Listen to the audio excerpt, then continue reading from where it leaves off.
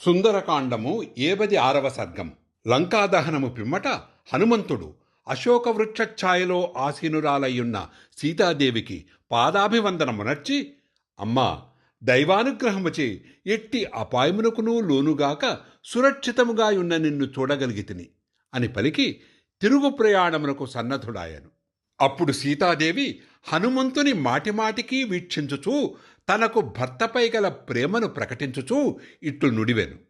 ఓ పుణ్యపురుషుడా, నీకిష్టమైనచో ఇచట సరియగు రహస్య ప్రదేశమున మరి ఒక దినము విశ్రాంతి గైకొని రేపు వెళ్ళుదువుగాక. నీ సాన్నిధ్యము వలన అభాగ్యురాలనైన నా యొక్క ఈ అంతులేని శోకము ఒక్క క్షణకాలము పాటైన నువ్వు దూరమగును. ఇప్పటికే మానసికముగా తట్టుకొనలేని శోకమునకు గురి అయితిని.